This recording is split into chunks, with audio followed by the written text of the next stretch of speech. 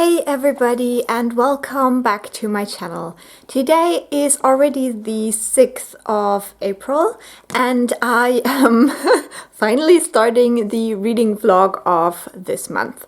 And I already have a couple of things to talk about. So let's start with this book.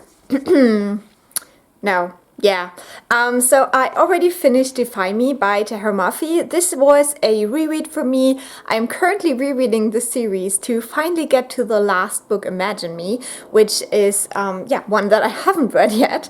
But I finished Defy Me. This is the 5th book in the Shadow Me series and the second of the, continuation trilogy kind of.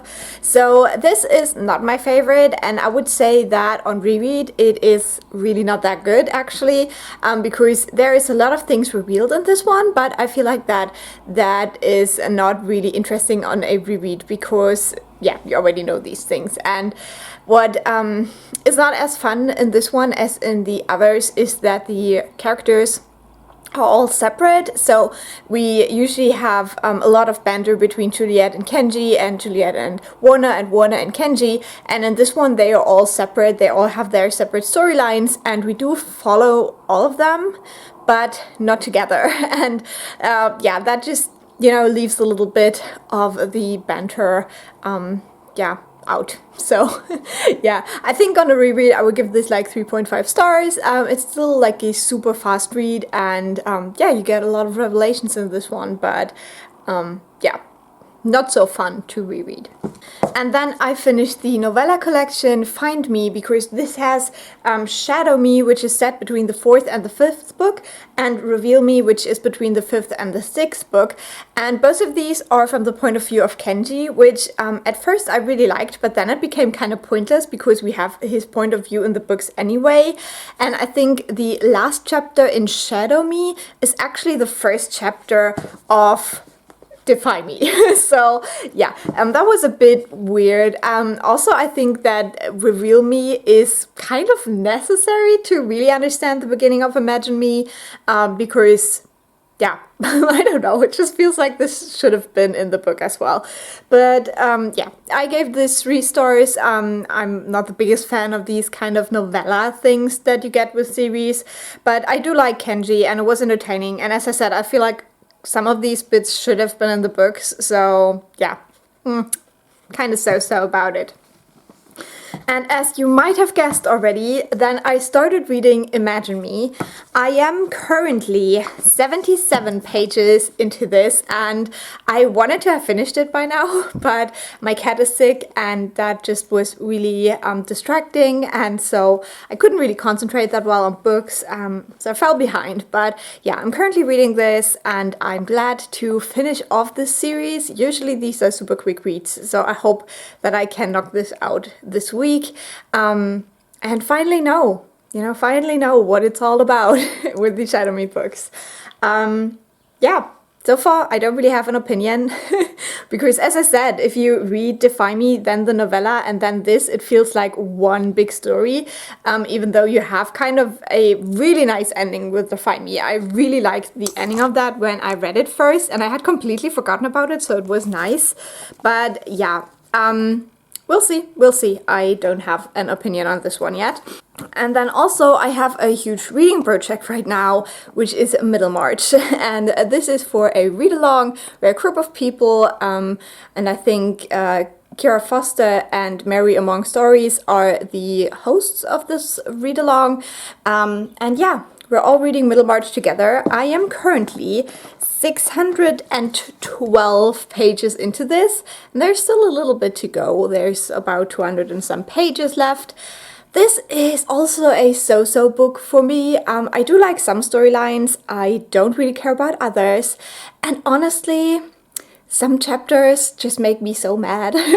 So I'm intrigued to see where this goes, because I do care about the characters enough to want to know, but also I think this will turn out like a 3-star or a 3.5-star read for me. Definitely not my favorite. I think there's too many chapters that I don't care about at all. These are like chapters about politics and about kind of religion and stuff like that, and I I just don't care. I just don't care. And I don't know enough about British history that I understand these political things that are going on in the book right there. So yeah, apart from that, I'm also listening to an audiobook. It's called Lost in the Neverwoods by Aidan Thomas. I think I have around 9 hours left of that one, so I'm not that far in, but I'm loving it right now. It's a Peter Pan retelling, which I love, even though I don't really like Peter Pan, which is super weird, but I feel like the retelling part of it is really good. Or it's rather a continuation, so it's not a direct retelling, but it's inspired by it and kind of continues on with this story, I guess. So yeah, this is what I'm currently reading, and I am so excited to keep you updated. So I had to take the cat to the vet today, and she wasn't behaving really well. She was being lots of trouble, so they had to sedate her for the procedure, and this is what we're dealing with right now. She's just basically sitting in one spot and staring at the chair. So, my poor little girl. Huh? Oh no. Oh, you're my little favorite girl. So it is the 8th of April. This morning I had to bring my cat to the vet. And she's still not over it really, but yeah, she's a poor girl. So, reading updates. I read some more of Middlemarch. I'm now up to chapter 67. And yesterday I read 4 chapters, I think. And they were so infuriating. Like, I don't know. I'm having a hard time with this book right now. Rosamund was so annoying. So annoying. If I was her husband, I wouldn't. I just wouldn't. I mean, I was actually like, I don't want to spoil anything, but it might be a mild spoiler. So if you don't want to hear anything about it at all, then just wait until I put this book away. But basically, what we know of Lydgate is that he was in love with a woman who he then found out had killed her husband because she was so annoyed at having a husband and she wanted to get rid of him. And so Lydgate was like, okay, I'm not gonna stay here. And then he went away, and then he fell in love with another woman, Rosamund, and he married her. And basically, when I read the chapters last night, I was like, oh my god, when will he murder her? Because like, oh my god, she's making his life miserable. Yeah, so I think that's exactly what I will get from the next chapter as well. And I just don't want to. I just don't want to read about this anymore. And yeah, that's how I feel about this book right now. I also read some more in Imagine Me. I am now 170 pages into this book, so about a third, and I will continue reading this in the bathtub in a couple of minutes. And this is fun. This is fun. We're right now in a very weird situation where I don't really know how we will get out of it. But yeah, I'm having a good time. These are such fast reads, and it's just a nice counterbalance to Middlemarch right now. And then I also listened to more of my audiobook. I actually listened to quite a lot yesterday. I have less than 7 hours left now of Lost in the Neverwoods. And I was hoping a little bit that we would get to this magical land. I'm not quite sure if it's gonna happen, but I do like the kind of creepy woods atmosphere, and there's definitely some action now going on, and also some, slight romancy feels, but it's definitely a slow burn, so yeah. I do enjoy this book a whole lot, and I also love the narrator, so yeah. It's a complete win for me. The audiobook's great. So today is the 11th of April, and the day after tomorrow I have a haircut, so I promise this will look much better soon. But yesterday I finished Imagine Me by Tahara Mafi. This is the 6th and final book in the Shadow Me series, and unfortunately I must say that this was not a good conclusion for me. I decided to give it 3 stars, maybe 3.5 stars if I'm generous. But there were a couple of things that I really didn't vibe with, and yeah, I just don't think it's a good conclusion. Like, I don't know. I feel like the third book, which was originally the last book in the series, was like really epic, and you had this big battle scene at the end. And with this one, you don't get any of this, really. You just get a really weird ending. And yeah, I want to talk about it a little bit. So if you want to go into this completely blind and you haven't read it yet, I would advise you to skip this part. But basically, we have a trope that is similar to Peter and Mockingjay, where Juliet loses her memories for part of this book. And the kind of ending is like a lot of, yeah, like touching and sexual tension, stuff like that, with Warner while she doesn't remember him, which gave me very weird feelings about consent, because obviously she doesn't know that Warner is her boyfriend, and he basically starts like kissing her and touching her everywhere, and it is portrayed as this very sensual thing that brings back her memories because she loves him so much. And I just don't like that. I think it's like super, super cringy. And yeah, I think it can be triggering for people who went through kind of date rape scenarios and stuff like that. So yeah, I felt super icky about this. And also, one minor thing I didn't like is that the author uses paralyzed a lot as a like pleasure thing that happens. So when someone who loves you touches you, you feel paralyzed because they're so hot or something, and I just really didn't like that wording. No. So yeah, and overall I just felt like the story was really weak. I felt like that we don't get Warner's perspective anymore, which didn't make sense to me at all. And instead we get a lot of Kenji's perspective, which I also didn't really understand, like why it shifted to him. Like, why didn't we get Warner instead, as we did in the books that were before this one? It's just all quite confusing, and yeah, it just wasn't a really good ending to the series. It didn't feel very satisfying, and it was just like a cliche happy ending. And yeah, I missed all the things that I liked about the other books. So yeah, so this series is finally finished for me, even though it took me a year to read this final book, but it's done now. I'm not quite sure whether I will keep the series on my shelf. I thought about just keeping the first 3 books because I do like them, and maybe I will reread those, but I don't think I will read the later books. Even though they have things that I do really appreciate, like they're so much more diverse. In the 5th one, we have male-male romance, we have a female-female couple, and we have more people of color who are important, and also in the 4th book we have an important character added who sometimes wears a headscarf. So there is more diversity in it, and I appreciate it for that, but I think the whole storyline just wasn't exciting enough to follow the series up. So I will check out all of Tahereh Mafi's further books like that are not in the Shadow Me series, but yeah, this one for now is finished for me. Then I also finished the 7th book in Middlemarch yesterday, so I only have 1 book and the finale left, which is very exciting because yeah, this is a massive book, so I can't wait to finally finish this. It got a little bit more interesting again. There were a couple of things happening that piqued my interest again. So yeah, I will keep you updated as I finish the book, what I think overall.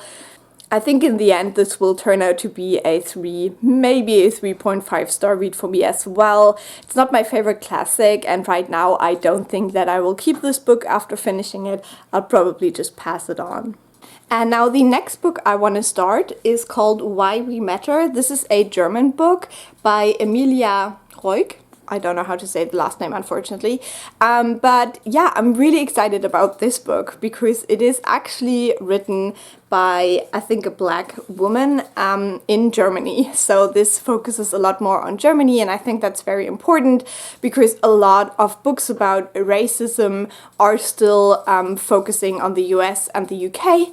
And obviously we have a huge problem with that in most countries in Europe, so I like that we now have this book focusing on Germany, and I'm really intrigued to read this now. So today I'm heading by the library, and I decided to bring this trilogy back for now because I don't really have time to read them and I have to return them very soon either way. So I guess I will just get them out at a later point in time again, but yeah, for now I return these unread. So today is the 13th of April, and today was a very exciting day.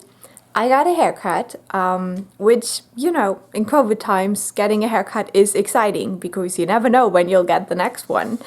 And then also it was the first day in a year where I have worked in my office for a couple of hours. So that was exciting. It actually feels like having a job again, which, yeah, not gonna lie, I kind of missed that. So I think from now on I will do that a little bit more often, just because I have realized that I just can't keep on doing everything from home. I just need a change again. And, you know, a year has been long enough, and I hope that they will get the vaccines out more quickly now. So that we can all return to, you know, at least some normal stuff. I mean, I don't want anything crazy, but like stuff like, you know, just working from my office where I can go by bike and I don't have to see anyone is great. So reading wise, you saw me return 3 books unread this morning to the library. I've decided that for now I don't want to have any library books out because I have honestly so many books that I'm really excited about. I have my birthday haul, which still I haven't read a single book of these, and they have been like so anticipated by me. So yeah, that's one thing. I'm currently reading the book I got as an Easter present by my boyfriend, and then I am also planning on rereading King of Scars because I reordered Rule of Wolves because the version I had ordered, it didn't even have a shipping date. And so I talked to a friend and she was like, well, that's odd because she can't see that version of the book anywhere. The version she saw was available. And I was like, okay, something went wrong there. So I checked it again, and it turns out that I had pre-ordered the British edition, and that one is just MIA because, yeah, Brexit and stuff. So now I have ordered the American edition, which is actually the one that matches my copy of King of Scars. And it's also cheaper, so win-win for me, and it will be here on Friday, hopefully. So yeah, these are my immediate reading plans now. I really want to reread King of Scars and then read Rule of Wolves, because let April just be the best Grishaverse month, okay? Just let us have it. Okay, so I'm almost done with this book. I am now on page 781, and I think that the next couple of chapters will be very interesting in this one. I just have a feeling that we will get a lot of things happening now towards the end, and the people that have already finished it from the read-along are saying that the end is quite good. So I hope that I will just fly through the rest of this book. You know that Rosamund is a character that really pissed me off in a lot of chapters, and it seems like at the point where I'm right now that she got a little bit of a rebuke, and maybe she will finally figure out her life and just stop being an annoying bitch. So that would be awesome.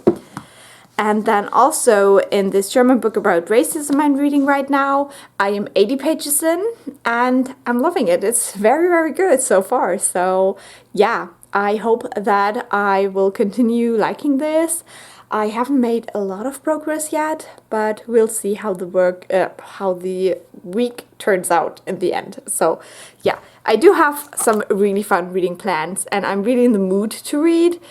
It's just so much other stuff going on right now. The semester has started here now this week, and so I will start teaching again and stuff like that. So there is a lot of stuff going on, but also a lot of good books in my near future, I hope. I haven't had the best day so far, but this might actually change it.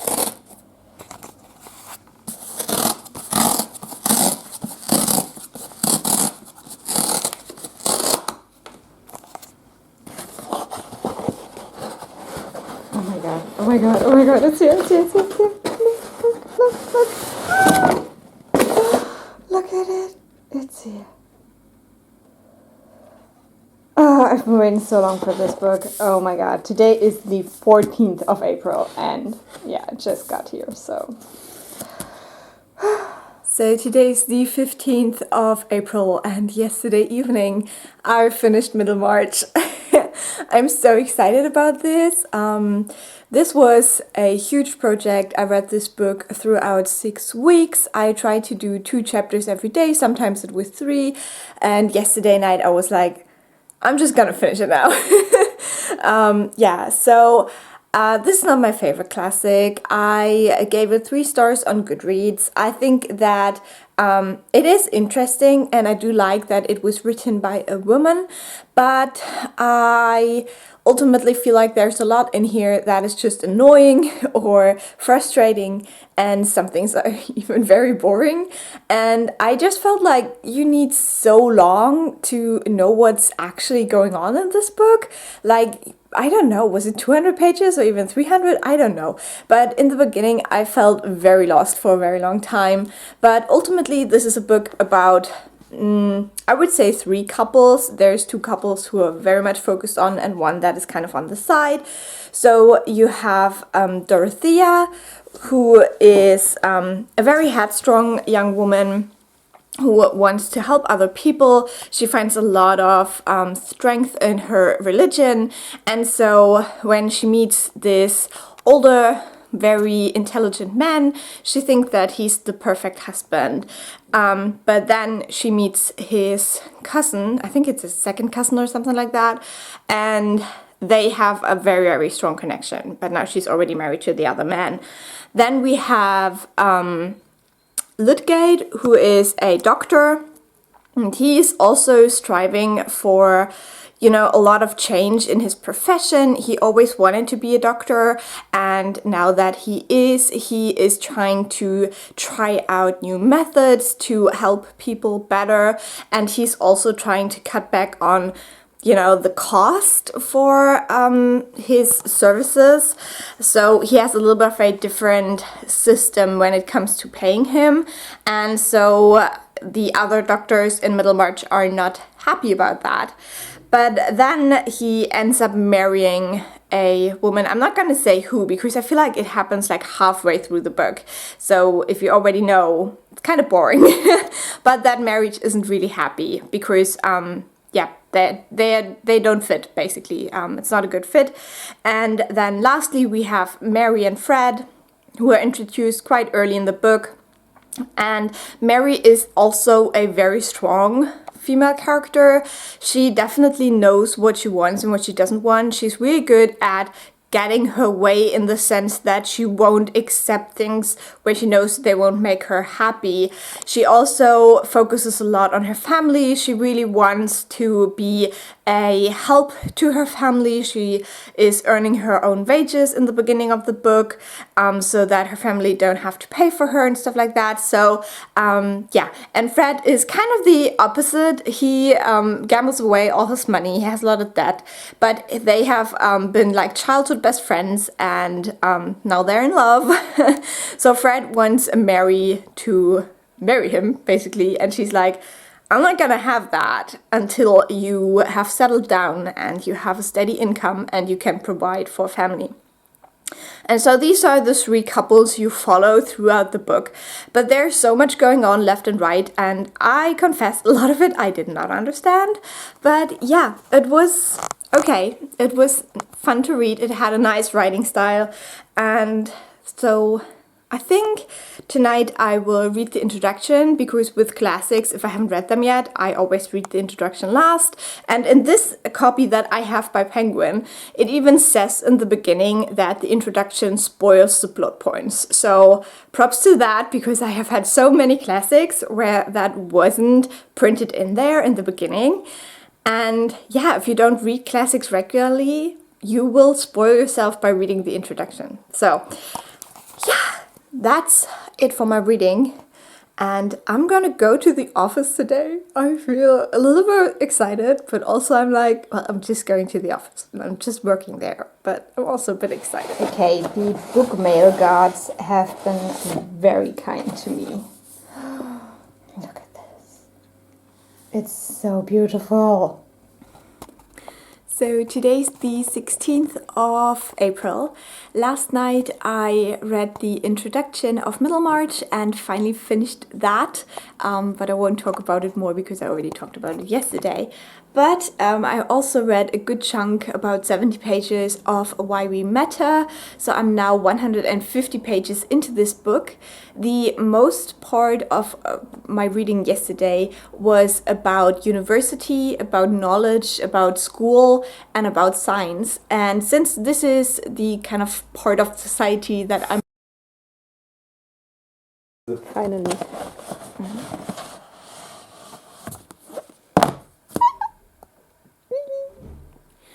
So 2 days ago, I tried to give you an update of this book, but then I was interrupted and I completely forgot to continue on with it. I think I was talking about the chapter that was about school, university, knowledge, and science, and how much I loved this chapter. I really like that this book is a good combination of more personal examples, then also like examples that are quite well known because they were portrayed in the media, and then also scientific, terms and concepts, and also just some analyses and some results of scientific whatever I'm trying to say here. But I just really like the combination of all of these things in this book. I think it's very accessible, and this like a knowledge part talked a lot about colonialism and how that impacted what we see as real knowledge and stuff like that. So it was very, very interesting to me. Then also I finished the part about the media, and that one was also really good because especially in German media we have a couple of things that have been bugging me for years now, and this chapter really wrapped that up quite nicely. And also it doesn't only focus on race, it also goes into sexism and also fat shaming and body shaming in general, and how these things are portrayed in the media. It touches on different movies as examples for how the patriarchy is still working through these kind of movies, which I thought was a very interesting choice. It's obviously a little bit dangerous because people who see these movies as their favorites might feel offended by this, but on the other hand, I felt like the points that the author made were quite well done. The message wasn't that you're not supposed to enjoy these movies, but that you just should analyze them a little bit and not just enjoy them, but think about what you're enjoying about them, and just how they help people in power stay in power. So that was also very, very interesting. And now I'm onto the chapter about the justice system and police. So obviously that is a topic that has been quite popular and just very well discussed in the last year. And I also read the new Jim Crow last year, which is a book that is all about the justice system in the US. So I feel like this book just gives you very good introductions into these themes, and then if you're interested, you can go into books that specifically only talk about these themes to get further into it. So that's what I like about this book. I think it's a very good starting point. And yeah, I'm just excited to read more about the justice system now. So it's the 19th of April today. Last night I finished the chapter on the police and justice system, and it was very, very interesting. I really enjoyed that.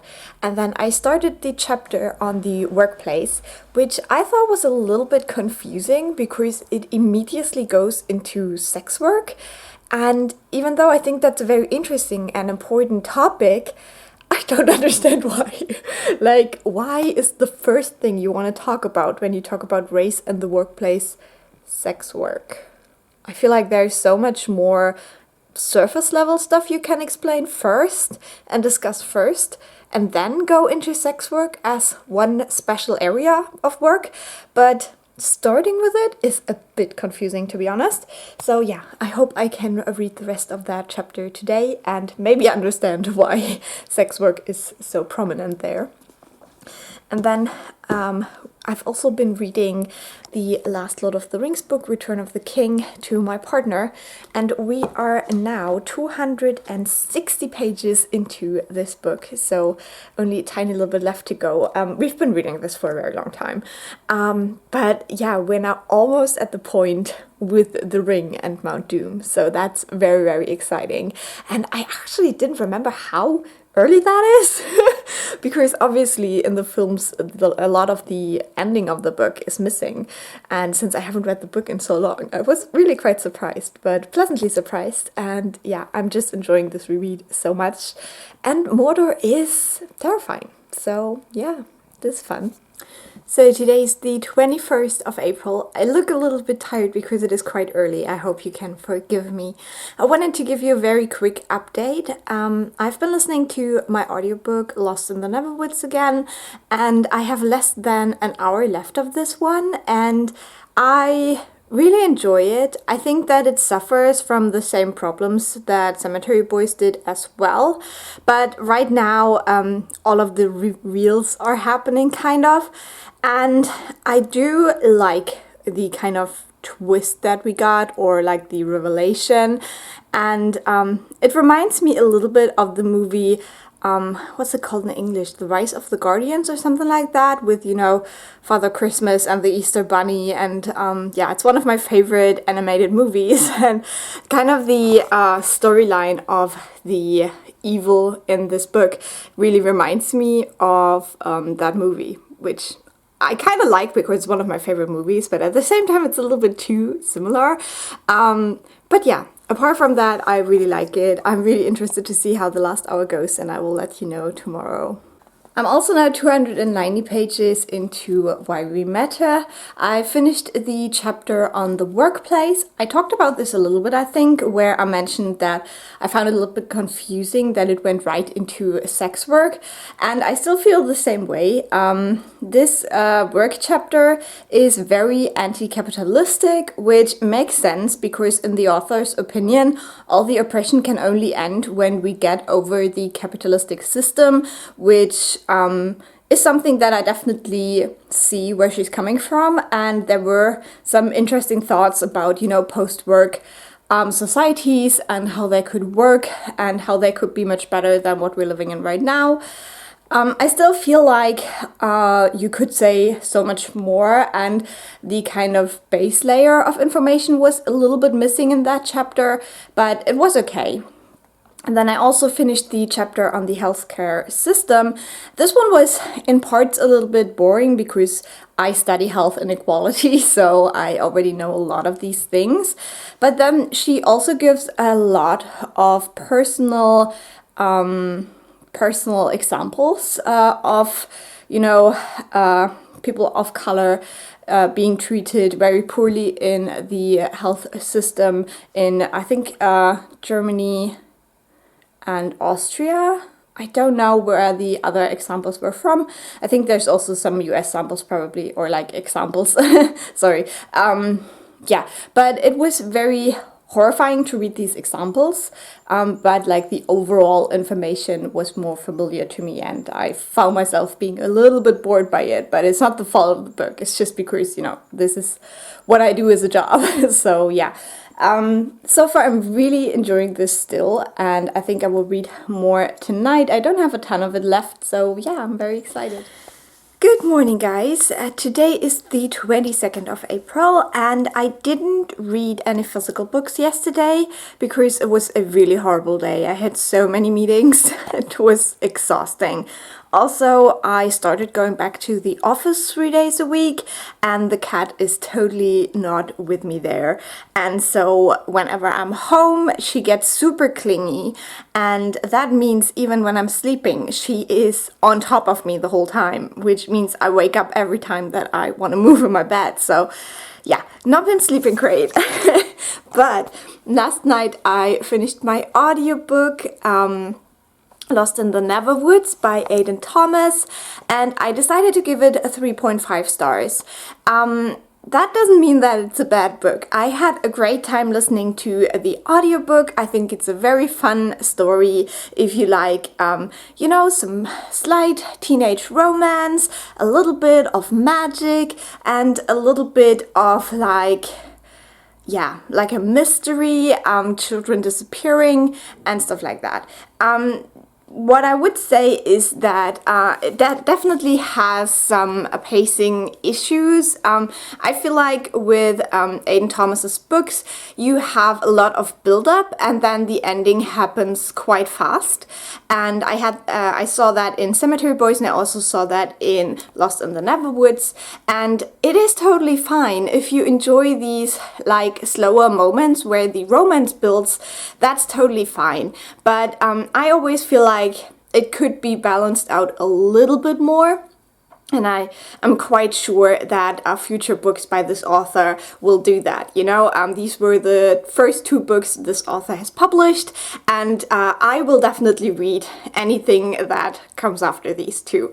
So, yeah, I had a good time. I'm not a Peter Pan fan, so I think if you love Peter Pan, this is even more up your alley. I did like the spin that this book had on the whole storyline of Peter Pan. But yeah, as I said, just some pacing issues, and I'm just not a big romance reader. I also felt like the characters for the ages they represent felt very innocent, which isn't a bad thing. It's not like criticism, but just so you know, if you go into this, even though the characters are kind of over 18, they read very innocent and young still, which I think you can also find books where the characters are barely over 18 and act very differently. So just keep that in mind. The tone of the story is just very whimsical, very focused on the characters, on the relationship of the characters. And even though you have this mystery, I feel like it shouldn't be the only reason you pick up this book, basically. So yeah, really enjoyed that. And so the next audiobook I started now is Concrete Rose by Angie Thomas, which I found a little bit funny because when I wrote it in my little book diary, the names of the authors are so similar, like Aidan Thomas, Angie Thomas. But yeah, totally unrelated, obviously. But yeah, I was so excited for this book, and I have listened to, I don't know, maybe not quite an hour probably, but so far I'm loving the audiobook. One thing I wanted to mention is if English is not your first language, as it is for me, English is just my second language, try to listen to parts of this audiobook before you buy it, because I think it can be hard to understand. I absolutely love the way it is narrated, and I think it adds a lot to the story, but I can totally see that if you are still learning English, this is not the best audiobook. But yeah, so far I'm really loving it. It's obviously cool because we have seen these characters before, because this is a prequel to The Hate You Give. So we already have attachment to these characters, and yeah, I just had this hospital scene where Maverick finds out whether he has a son or not, which we obviously know because we've read The Hate You Give already, or I have at least. So yeah, I'm really excited to read this now. I've been looking forward to this book for a while, and I think right now is a good time for me. I'm really in the mood for something contemporary. I usually have that where in winter I do prefer fantasy, but then in spring and summer I have like a contemporary audiobook phase, so yeah, it's perfect right now. So today I look super tired. I'm just crushed by this week, but I wanted to give you a quick update. Today's the 23rd of April, and last night I started my reread for King of Scars. I will probably have a separate vlog for that, so I will keep my updates here to a minimum, but last night I read about 100 pages, so about a fifth of the book. That's all I'm gonna say. And then I also listened to more of my audiobook, Concrete Rose by Angie Thomas. I think I have 6.5 hours left right now, and I also really enjoy this book. Obviously, we already know and love the characters, which is really helpful because you can feel with them instantly. And then I really like the way it's narrated. I really love it. The audiobook is fantastic. One thing I will say is that the topic is not my favorite. This is obviously a book about teenagers being parents and, having a child that wasn't wanted, basically. That's kind of like an accident. And that's the topic that I just have a hard time with reading about, so I usually stay away from that. But since this focuses on a male protagonist who is trying to take care of his child now, I think I can enjoy this a little bit more. I usually struggle a lot when it's like the female character and she has to deal with like all the changes a child can bring to teenage life. So yeah, it is a little bit harder to read than the other two books by Angie Thomas because it's not my favorite topic, but all the other stuff is great. So I'm still having a great time with that book. So today's the 25th of April, and I just finished Why We Matter by Emilia Roig. I still don't know how to say the last name. I'm really bad at this. But yeah, I think I will give this book 4.5 stars. I think it is a very, very interesting book. I did like the beginning and the end, but then in the middle part, I got a little bit lost because I feel like there's a couple of things in here that I wouldn't have put in there because they feel quite distracting. They definitely feel like something the author wanted to say and that were important to her, but at the same time they were just a little bit too distracting, I think. So basically this book is a lot more than just about racism. It's actually quite a radical book because it talks about how we can end any type of oppression, but basically, the answer is that we have to create this whole new world that is not capitalistic anymore, to get rid of all these different forms of oppression. And that obviously is a very radical idea and one I can support, but I felt like if I wasn't studying social sciences, I wouldn't have had the knowledge to understand some parts of this book. And so, for example, one thing that was kind of missing for me in the discussion was the whole debate of how oppression actually is the basis for our society. And I think she mentions stuff like that here and there, but I still feel like there were some things missing for a layperson to really understand why we need this radical solution to get rid of oppression of any kind. Because obviously, and that's something she says in the book, that we've had oppression for so long that it feels like it's a staple of humankind, basically. But I feel like there's still a little bit more that could have been said on the use. So why do we have that oppression? And not only in a capitalistic society, but also already before that. So yeah.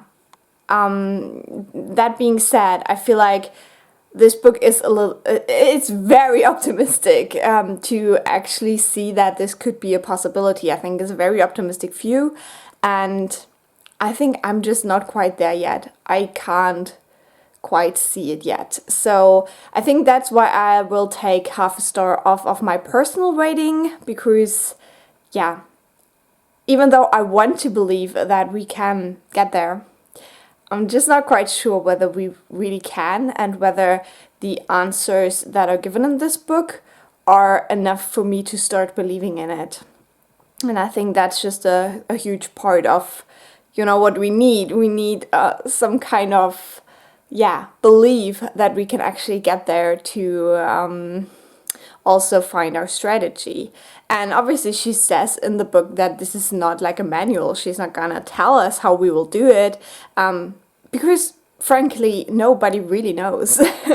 And so it's not really the fault of the book, but I feel like I didn't expect her to tell me how we will do it, but just give this, the basis that I can actually believe it possible. And I still don't. But yeah, as I said, really good book. I would highly recommend it if you're a German reader. Check it out.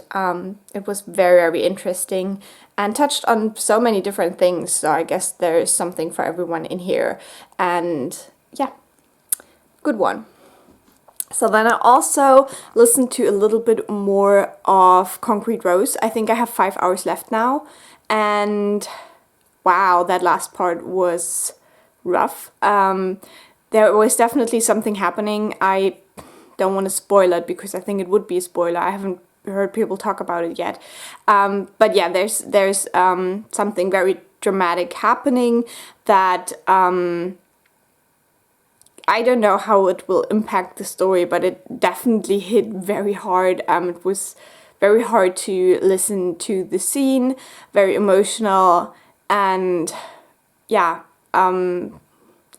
What I like about these books by Angie Thomas is that she really makes you feel for these characters so much, even though the life they're leading is so different from anything that I've ever experienced. I have never had any contact with drugs before in my whole life. I've never bought drugs, I've never taken drugs, I've never sold drugs, obviously. That's something that is completely removed from my life, but still I feel for these characters that, they are dealing drugs. And yeah, even though I don't know anyone in my life who does it, I feel for these characters. I see where they're coming from. I see them as human beings, and that's just such a strength of the books of Angie Thomas, I think, that she can make these characters so real and fleshed out, and you feel for them so much. That was amazing. Like, I always am so in awe when an author makes me feel so much. So yeah, definitely great. Then we move on a little bit, and then there's some weird scene between our main character Maverick and his ex-girlfriend Lisa.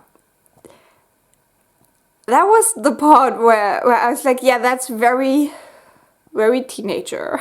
But at the same time, I just felt like, I don't know, maybe I was that weird too. I don't remember, like, teenage years have been a while, but like, basically knowing what Maverick's life is right now, you would be like, don't do this is the most horrible decision. Well, we'll see how it turns out.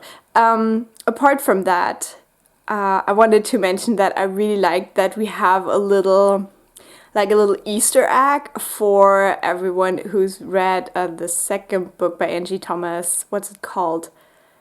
Oh, about Bree, the rapper. I forgot the title of the book. But there's like this little Easter egg because her father is mentioned as a very famous rapper. And I love that Easter egg. It was so cute. I was like, oh, Bree, I remember. So yeah, that was very nice. Okay. I think that's all I wanted to mention about Concrete Rose. I'm really enjoying it still. And then I've also read more in King of Scars. I'm currently rereading this, and I'm now on page 160. These characters are my babies. That's all I'm gonna say to that. So yeah, that's how my reading's going, and I will keep you updated. So I listened to some more of my audiobook. What's it called? Concrete Rose. And now I've remembered what the second book is called. It's on the come up. I don't know. Sometimes my brain is just weird. But I listened to more of that. It's still a very triggering book for me. It's very hard to read, as I said before. I usually stay away from books about teenage pregnancies. It's just something that I personally get triggered by a lot. Just anxiety and stuff. So, yeah. Apart from that, I do love the book. I think it is fantastic. I think it is a very emotional read. And I think it's great that a book like that is out there, because if teenagers read this, no matter if they're black or white or Asian or whatever, I think they may be able to understand what it really means to have a baby when you're still in your teens and you have all these plans for your life. So yeah, it's not portrayed in a horrible way. It's not like, oh my god, never do this. But it's definitely portrayed in a realistic way with all the kind of stress and anxiety that comes with it. And yeah, I just feel like, when you're a teenager, you don't really think about these things. You don't really have a feeling for how the odds are, basically. Like, you feel like, oh, if I just do this one time, nothing will happen because, other people do all the time and stuff like that. So I think a book like that can give you a little bit of a perspective on that, because I don't know if it's different now, but when I went to school, we never were taught about these things. We never were taught, how easily it can happen to get pregnant, and that one time is totally enough for it to happen. And yeah, I just feel like a book like that can really help with that and kind of take away that myth that, this only happens to slutty girls or whatever, you know what I mean? So yeah, I'm really enjoying it, but it's also a hard read for me, so yay. Also, still reading King of Scars now, a little more than halfway through, but I talk about that in a separate vlog. So I have 1 hour of my audiobook Concrete Rose left, and I love it. We had some mentions of Khalil as a baby now, and that's just so heartbreaking because, if you've read The Hate You Give, you know what happens to him. And yeah, what I said before, it's just so humanizing, imagining this little baby and then knowing what happens later in his life. And yeah, I do still enjoy Lisa. I think she is a very interesting character because she definitely is flawed, She is dating this boy where she knows that he has, stuff to do with gangs and he's dealing drugs. And then at the same time, she is like, I can't date you because of that, which is a little bit, yeah, it's just, not very logical, but it just shows that, especially when you're a teenager, but overall in life, you're not always logical, you can make decisions that seem fine on one day and then a little bit odd at the next day. And I really like that about her. I like that she's allowed the space to be illogical, and you still feel for her and you can understand her struggle because obviously she likes that boy, but she doesn't like his lifestyle, basically. Yeah, it's just overall, I really enjoy this book. It's really, really good. Still triggering for me. And I'm just so afraid what happens in the last hour. I think I will finish that tonight and tell you tomorrow my final verdict. But I'm definitely afraid of the ending because I'm not quite sure what the ending point will be. Because obviously we know a lot that could happen, but I'm not quite sure where the audiobook will stop. So yeah, we'll see. I'm not ready to have my heart broken or anything like that again, because I feel like this book does it like every 10 minutes. So we'll see. We'll see. Also, still making my way through King of Scars. I'm now 370 pages in. I'm flying through the book, loving it. So today is the 29th of April, and today I have a bit of a sick day because I got a really bad migraine this night, right in the middle of the night. It was not great, and yeah, I guess if I don't, take it slow today, it will last for the whole weekend probably. So I'm a little bit subdued and I'm sorry about that. But last night I finished Concrete Rose by Angie Thomas. I decided to give this book 4.5 stars. I think it's absolutely fantastic. I just think that I liked her other two books even more. So yeah, it's just personal preference. But I think the book and especially the audiobook version were great and I can highly recommend it. As I said before in this vlog, it just has a topic that is very hard for me to read. So sometimes it's just, just the enjoyment kind of. But this book made me feel all the feels. I really cared for all the characters. And as I said before, it just does such a great job at making these characters feel so real, feel so human. They don't feel like typical YA characters. They feel like actual people that you want to protect and you want to be happy. So yeah, I absolutely loved it and I had been looking forward to it for a long time. So yeah, I hope that maybe next year we'll get another Angie Thomas book, we'll see. But she's just an author, an auto-buy author for me. I will buy anything she writes. So this morning I started a new audiobook. It's Darius the Great Deserves Better by Adib Khurram. I'm gonna read this for the Asian Readathon. It hasn't officially started. It starts on Saturday. But I think that's okay. I was debating whether I would wait till Saturday to start it, but then I wouldn't have an audiobook today and I just feel like I really need it. To get me through some things, So yeah, I decided to just give it a go. I listened to not even half an hour of it yet, so I can't really tell you anything about it. But it's a sequel to Darius the Great Is Not Okay, which I think I read 2 years ago, and I really enjoyed it. It's a boy. You see my brain. It's about a boy who is half Iranian and half American. So his mother came from Iran and his father is American, and in the first book we follow him going to Iran to visit his grandparents for the first time, and it focused a lot on themes of belonging, because that's the thing with people who have parents from different countries or cultures or ethnicities or whatever, that you don't really belong with any of them. And so I felt like the first book really dealt with that, because Darius felt like he never really fit in the US because of his Iranian family side.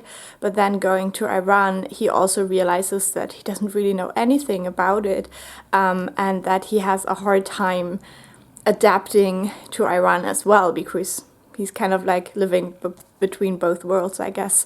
And it was also a lot about mental health, because Darius has, I think, depression, maybe also anxiety, but I think depression was the main focus. And that's actually something that connects him to his father, who has also been diagnosed with depression, and they're both on medication, I think. And it just talks about that, because Darius has a hard time building a connection with his father. So yeah, I felt like the first book was really good. I think I gave it 4 stars. And this is now the sequel. This is set in the US, so we get more of that part of Darius's life.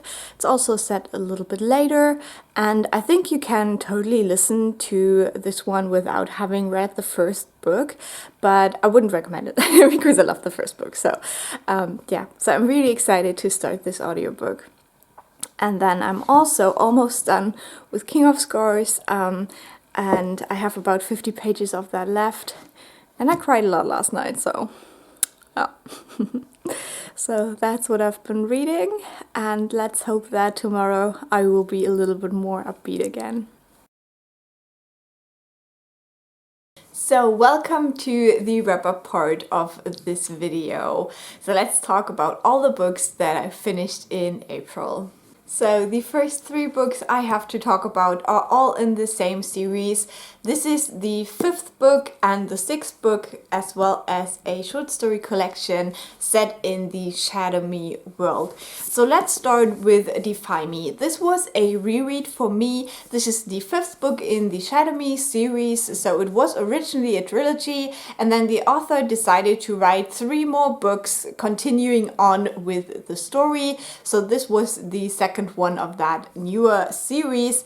In this one, we follow Juliet, who at the beginning of the series is in an asylum. She is locked up because she is very powerful, because whenever she touches someone, she can kill that person. But when we meet her, Juliet doesn't have any control over her power, so unfortunately she hurt a child with that. And we follow her kind of growing into her power through a lot of struggles. This is also set in a kind of almost apocalyptic dystopian world where the earth is destroyed because of climate change, and the people that remain on earth are living in very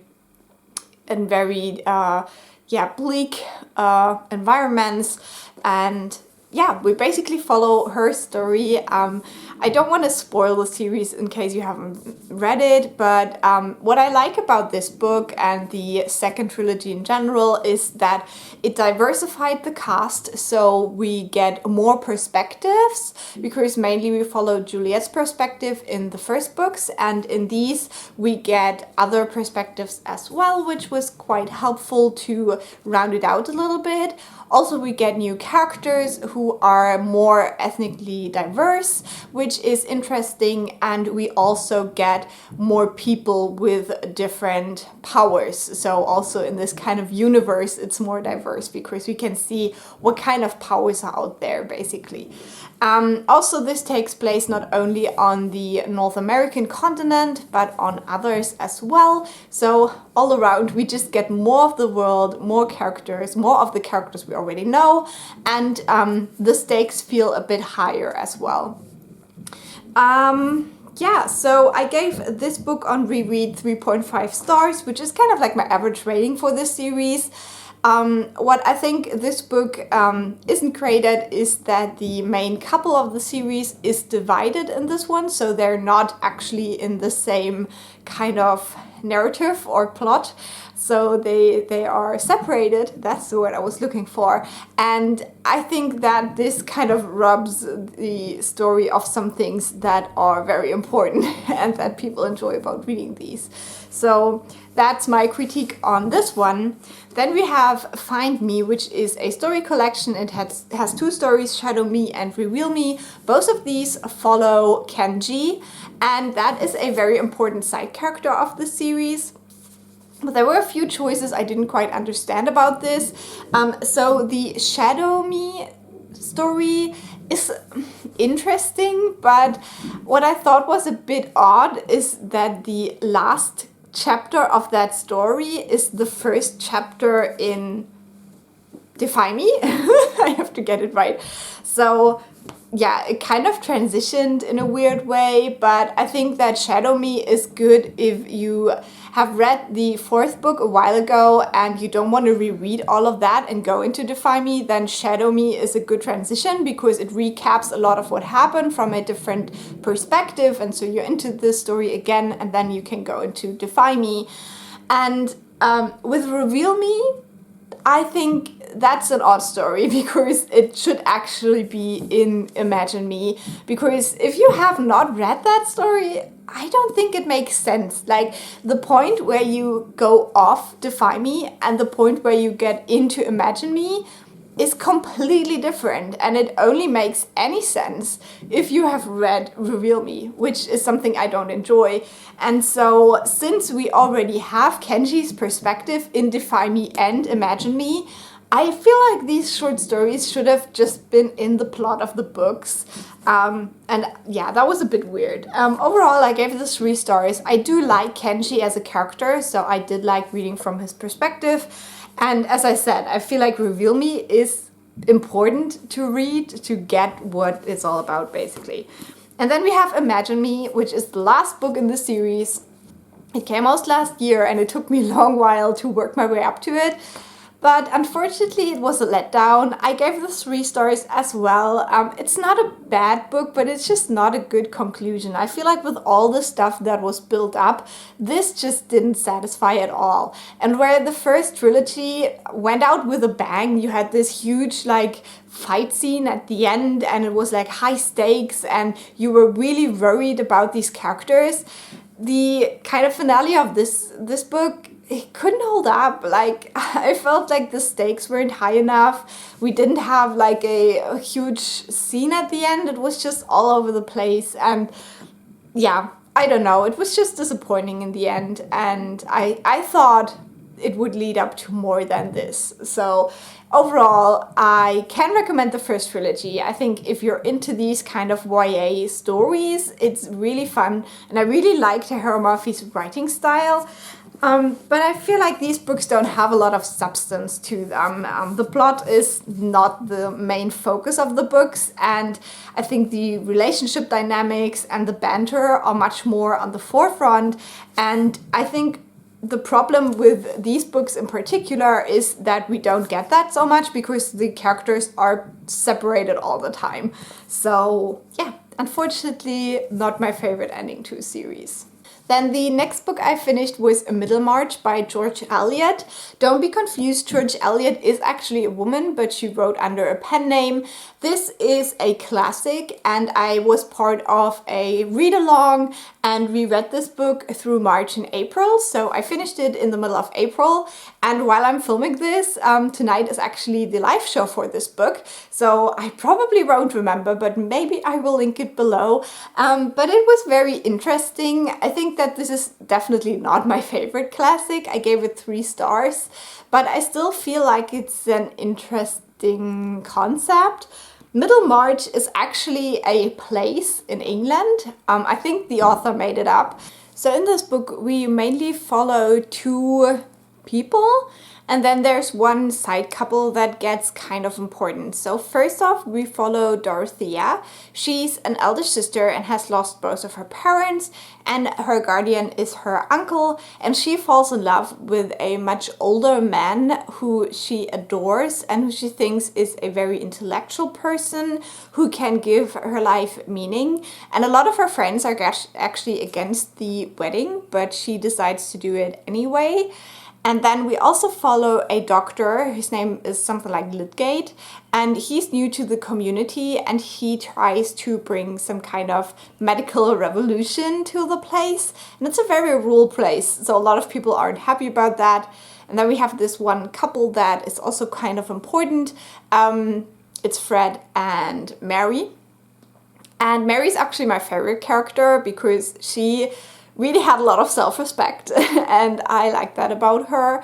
Fred, on the other hand, is one of my least favorite characters because he is an unreliable ass. So this is kind of like a story of their lives in this town, but then it entangles with the lives of all these other people. So you have a ton of characters. For the first like 300 pages, you have no idea what's going on and what's actually important in this story. So yeah, it is a lot. It is also quite thick. So it was fun to read this for the read-along, and I think you can discuss a lot of things about this book, but ultimately I don't think I will ever read this again, even though, you know, it was interesting. It just had a lot of pacing issues where stuff was like so irrelevant and dragged out, and then other things were just brushed over, basically.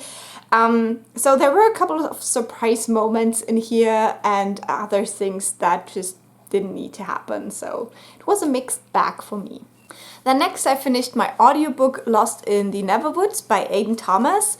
This is a Peter Pan retelling, and we follow Wendy, and basically she is living her normal life, but she went missing when she was younger, and her brothers went missing too, and then she was found, but her brothers were never found. And it's not quite clear what happened to them. So Wendy is living in the normal world, but then one night kids started disappearing, and on that same evening when she learned that kids had disappeared, she was driving through the woods and she almost ran over a guy lying on the street, and that's Peter. And so Wendy always thought that Peter is just a figure from the fairy tales, but he knows her and he kind of tries to get her to help him.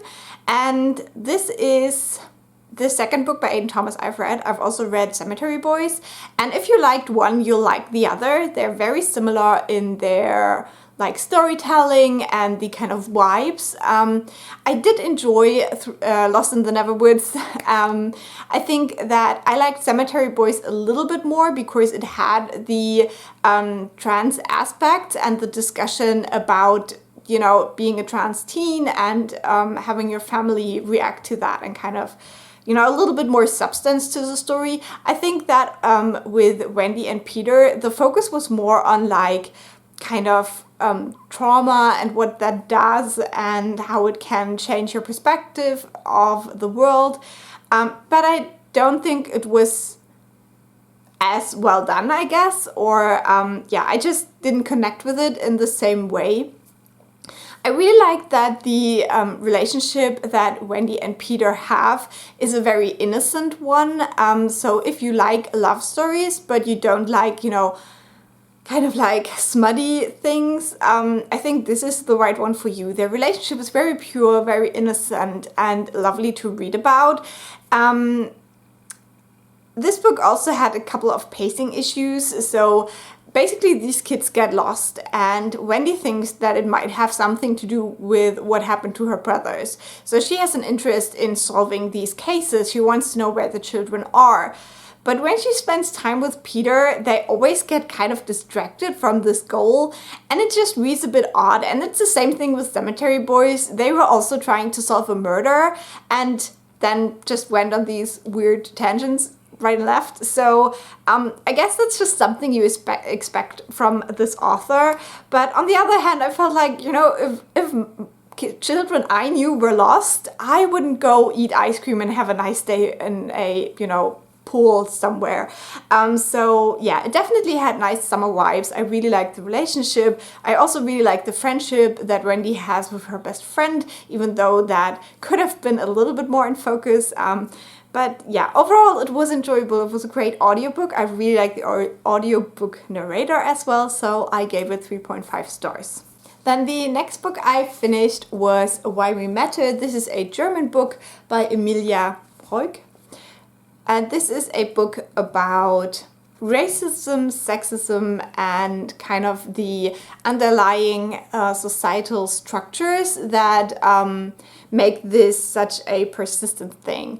And so this book was very interesting because it covers a lot, and it's not that long actually, but I like the beginning more than I like the ending of the book.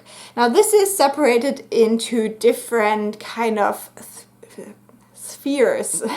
It's a weird word to say, of life. So you have family, you have the workplace, you have health, and all these kind of things. And then the author touches on these things and how they're connected with things like race and gender and also disability and similar, you know, things. And while it was very, very interesting and I really enjoyed reading it, I felt like some parts of the book were a little bit boring to me personally, because that's what I study. Other parts of the book were a little bit too wild for me. So for example, the whole workplace chapter focuses on sex work, and I did not understand that focus. I feel like the author tried to explain that focus at the end of that chapter, but I still didn't understand. So yeah, that was a bit confusing, because I feel like you can say so much more about sexism and racism and intersections at the workplace. And you know, just talking about sex work felt a little bit odd, because I feel like work is one of the spaces that most people can relate to, because we're not all having a biracial family or a transracial family. We're not all you know, interacting with a healthcare system every day, but work we basically all do. So I felt like that could have been a chapter to get close to people reading it, and that was kind of lost because it only talked about the sex workers, which is an important topic, and I think very interesting, and definitely something we need to talk about as a society, but it just felt misplaced the way it was used in the book. So in the end, this is a very radical book, because it is definitely anti-capitalist and is connecting all of these oppressions with capitalism and the patriarchy. So you have to have quite an open mind to read this. And in the end, I felt like it was lacking a little bit of the vision, because it definitely had moments of vision in it, but ultimately I did not really see the world that we could have. And I feel like if you write such a radical book, and you really want to get at the root of things and you want to change society as a whole, I feel like you have to give us at least a little bit of something that might lie beyond. And yeah, that was just a little bit disappointing, that after reading this book, I felt like we'll never get there. And I wanted to feel a little bit more uplifted at the end of the book. So overall, I gave this 4.5 stars. And yeah, I would recommend it if you can read German. It's definitely an interesting book and thought-provoking. And then, right before the month was over, I finished my last audiobook, which was Concrete Rose by Angie Thomas. This is the prequel to The Hate You Give, and I think it's definitely helpful to read The Hate You Give before it, but you don't have to. In this book, we follow the father of Star, who is Maverick. And at the beginning of the story, he finds out that he has a son.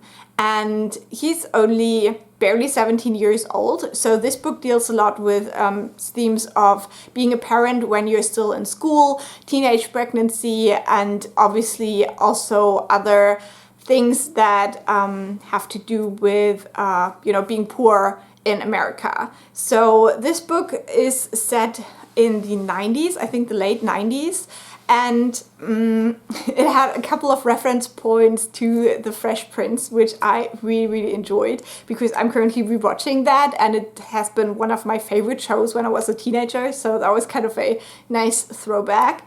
And I really liked what this book does. I think it is a really, really good book, but for me personally, it's a very hard topic. So teenage pregnancy is just something I don't like reading about.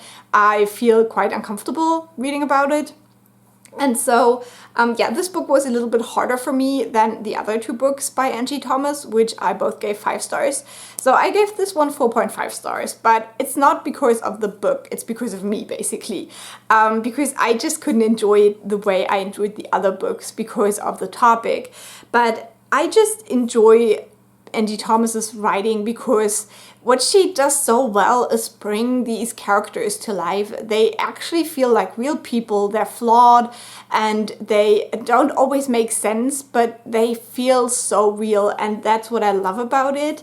And I would just highly, highly recommend reading her books. And I think what's special about Concrete Rose is obviously that it is a male point of view, because the other two books are female points of view and they are quite different. And I think that, having this male point of view really brought something new to this.